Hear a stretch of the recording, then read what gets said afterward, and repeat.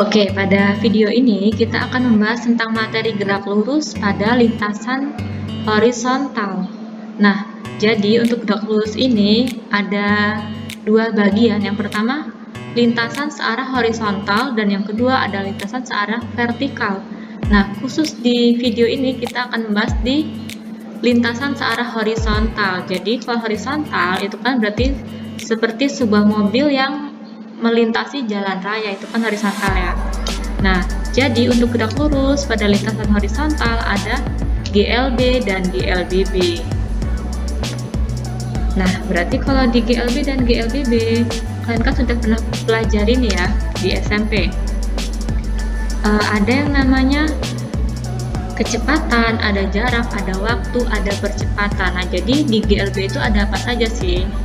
Nah, yang pertama, sebagai contoh, kalian harus pahami dulu yang dimaksud dengan gerak itu apa.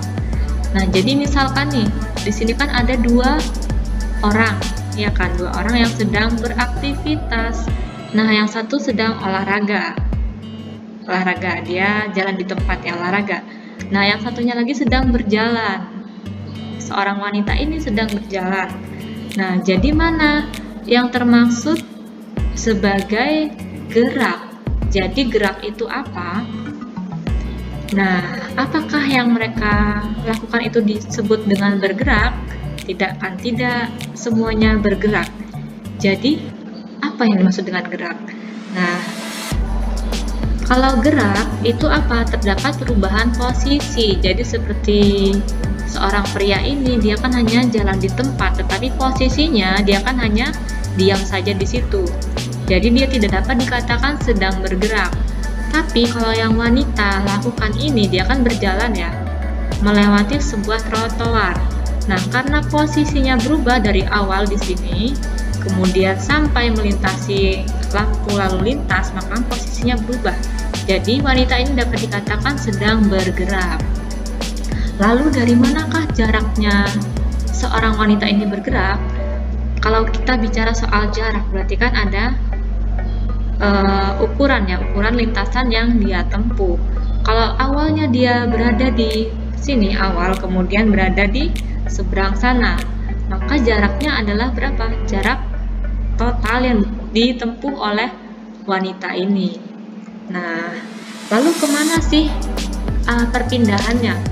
Jadi kalau kita bicara soal perpindahan, itu mengacu ke arah ya. Arahnya kemana? Apakah ke timur atau ke barat?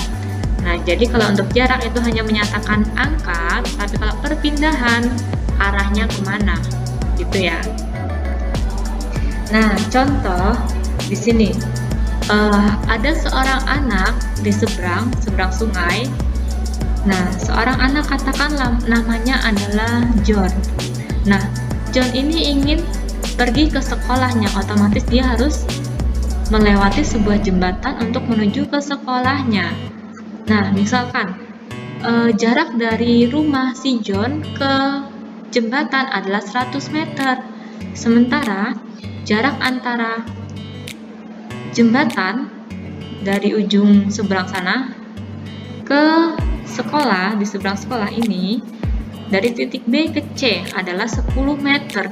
Kemudian jarak yang harus ditempuh John dari jembatan menuju sekolahnya adalah 100 meter.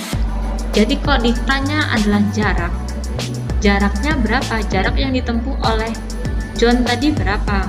Jaraknya ini ya. Berarti kalau jarak adalah total lintasan yang dia tempuh. Berarti berapa jaraknya? 210 ya kan? Dari A ke B, B ke C, C ke D. Berarti berapa totalnya? Total lintasan yang dia tempuh adalah 210.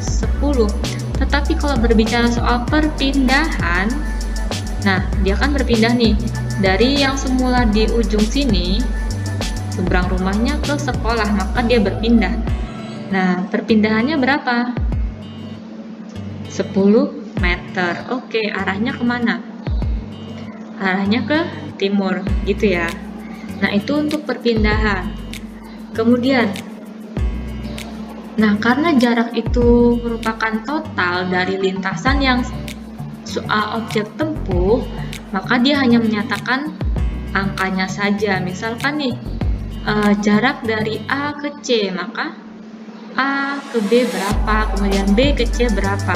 Tapi kalau perpindahan, A ini kan yang semula di sini, titik ini berpindah ke C, maka perpindahannya adalah yang berupa garis miringnya. Kalau dia seperti di Pythagoras adalah sisi miringnya. Nah, jadi kalau ditanya jarak berarti kan total keseluruhannya ya.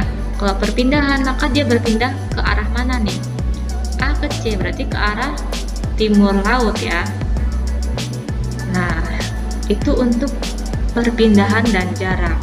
Jadi kalau misalkan di sini contoh, seorang anak dia bergerak dari, anggaplah ini titik A, titik B, dan titik C. Nah, dari titik A ke B, kalau ibu tuliskan, ini titik A, B, ini C. Nah, total jarak yang ditempuh oleh seorang anak dari titik A ke C berapa? Berarti kan 800 ditambah 600 totalnya, ya kan? Berarti berapa itu? Untuk jarak berarti A plus B plus C keseluruhannya berarti berapa? 1400 meter. Nah, lalu perpindahannya berapa? Perpindahan, sekarang kita bicara soal perpindahan di sini ya, perpindahannya. Nah, karena dia merupakan Pythagoras, ini seperti Pythagoras, kalau yang ditanya adalah sisi miringnya, maka anggaplah ini X sebagai perpindahan. Maka X sama dengan akar dari AB kuadrat plus BC kuadrat. Nah, jadi jarak perpindahannya berapa? Perpindahannya adalah akar dari 600 kuadrat ditambah dengan 800 kuadrat. Nah, jadi perpindahannya sebesar 1000 ya, 1000 meter. Ke arah mana? Menuju ke arah timur laut. Ke arah timur laut gitu ya. Nah, contoh soal, Bobby berjalan ke arah utara sejauh 30 meter, lalu berbelok ke arah tenggara sejauh 50 meter. Kemudian, ia berbelok ke arah timur sejauh 100 meter. Berapakah jarak dan perpindahan yang dilakukan Bobby? Berarti kalau kita gambarkan arah lintasannya ke arah utara. Ke utara berarti kan ke atas ya. Ke utara sejauh berapa? 30 meter. Kemudian dia berbelok ke arah tenggara sejauh 50 meter. Ke tenggara berarti kan ke bawah, ke sana. Sejauh berapa? 50 meter. Setelah itu dia berbelok ke arah timur sejauh 100. Berarti berapa ini? Ke sana.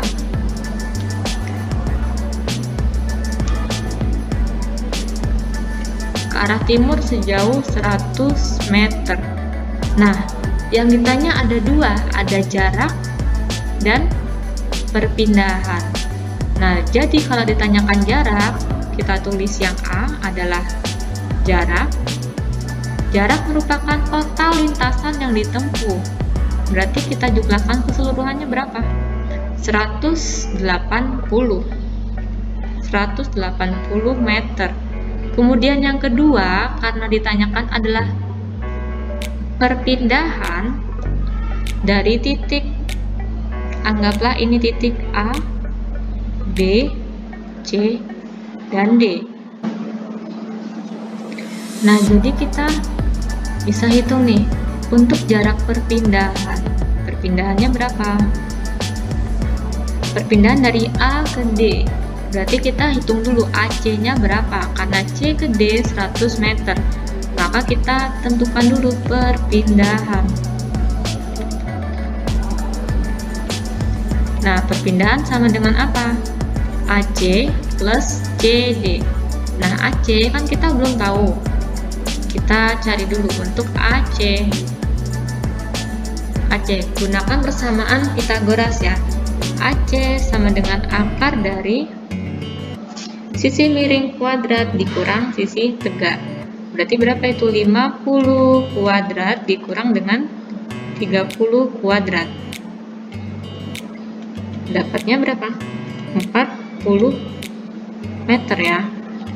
Nah, sehingga perpindahannya yaitu sejauh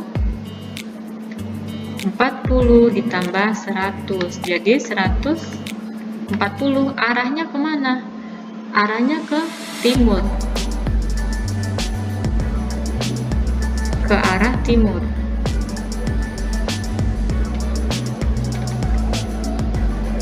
Nah, ini untuk perpindahan. Ingat, perpindahan adalah besaran vektor. Oh, kalau vektor merupakan apa? Menyatakan arah. Nah, maka disimbolkan dengan anak panah ya. Semoga bisa dipahami.